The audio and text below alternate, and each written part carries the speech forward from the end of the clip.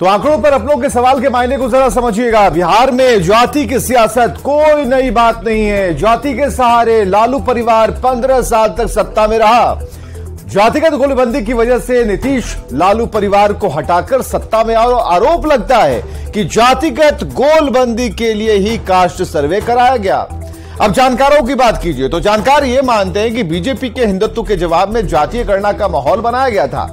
लेकिन समझना क्या है? समझना यह है कि नीतीश लालू की तरह ही बाकी नेता भी अपने अपने जाति की राजनीति करते हैं, और जब गिनती में उनकी जाति की संख्या कम आई तो नेताओं ने मोर्चा खोल दिया। और इसी कड़ी में जेडीयू के सुनील कुमार पिंटू ने सवाल खड़े किए और अब आरजेडी के भी कई नेता सवाल उठा रहे हैं। मतलब यह कि जातीय गोलबंदी के लिए कराया गया जातीय सर्वे गले की फांस बनता जा रहा है। बढ़ते हैं आगे। जातीय गणना पर बार पलटवार जारी है। एक तरफ जहां आंकड़ों पर सवाल उठाए जा रहे हैं, विपक्ष जातीय गोलबंदी को फेल करने की जुगत में है। दूसरी ओर जेडीयू के नेता जातीय गणना के बहाने नीतीश कुमार की राष्ट्रीय स्तर पर ब्रांडिंग में जुटा है।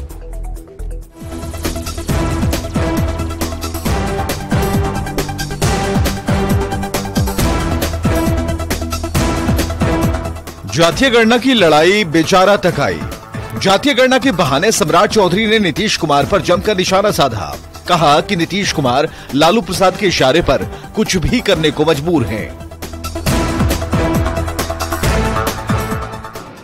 ये सिर्फ राजनीति करने के लिए लालू जी कर रहे हैं, और लालू जी ने आदेश कर दिया है नीतीश जी को ये काम करना है। वो बेचारे क्या करेंगे? नीतीश जी तो बेचारे हैं। लालू जी के अत्याचार से बचेंगे तब तो कोई आगे काम करेंगे। वहीं दूसरी ओर बीजेपी के फायर ब्रांड नेता और केंद्रीय मंत्री गिरिराज सिंह ने भी जातीय गणना के आंकड़ों पर सवाल उठाया और लालू नीतीश पर मुस्लिम तुष्टीकरण का आरोप लगाया है। गिरिराज सिंह का कहना है कि मुस्लिम वोट की वजह से आरोप लगाया गया है कि एमवाई समीकरण को साधने के लिए मुसलमानों की आबादी बढ़ा चढ़ाकर दिखाई गई। ये आरक्षण के नाम पर ओबीसी और ईबीसी की हकमारी हो रही है। ये हकमारी कैसे हो रही है कि लालू यादव और नीतीश कुमार ने मुसलमानों को जातियों में विभक्त करके ओबीसी का अधिक हकमारी कर दिया। जहां एक तरफ विरोधी खासकर बीजेपी के नेता जातीय गणना को लेकर नीतीश कुमार को घेरने में लगे हैं, वहीं दूसरी ओर जेडीयू के नेता जातीय गणना के सहारे नीतीश कुमार की ब्रांडिंग में लगे हैं। कोई झांक भी नहीं रहा है, तब आप आगे बढ़ के बोल रहे हैं कि नहीं दरवाजा बंद है, दरवाजा बंद है। कोई दरवाजा देख भी नहीं रहा है, तो आखिर आप ही सोचिए किस चीज का लक्षण है कि अगर कोई आपके इधर नहीं आ रहा है और आप यहीं से बैठ के कह रहे हैं कि नहीं हम किसी को आने नहीं देंगे। ये समझिए क्या मानसिकता है, ये समझिए बेचैनी की मानसिकता है। बीजेपी जहां जातीय गणना के आंकड़ों में गड़बड़ी बताकर नीतीश के ब्रह्मास्त्र को फेल करने में लगी है, दूसरी ओर जेडीयू के नेता पूरे देश में जातीय गणना की मांग कर राष्ट्रीय स्तर पर नीतीश कुमार की ब्रांडिंग में लगे हैं। किसकी चुनावी चाल कामयाब होती है, ये लोकसभा चुनाव के रिजल्ट बताएंगे। न्यूज़ 18 के लिए दिल्ली से अमितेश और पटना से आनंद और शैलेंद्र के साथ ब्यूरो रिपोर्ट।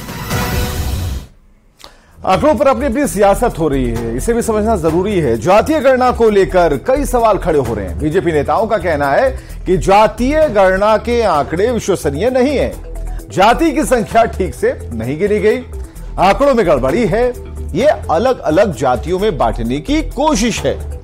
लालू के दबाव में नीतीश कुमार सब कुछ जानते हुए बर्दाश्त कर रहे हैं, यह बीजेपी का कहना है। बीजेपी राजनीतिक फायदे के लिए आंकड़े जारी करने का आरोप लगा रही है।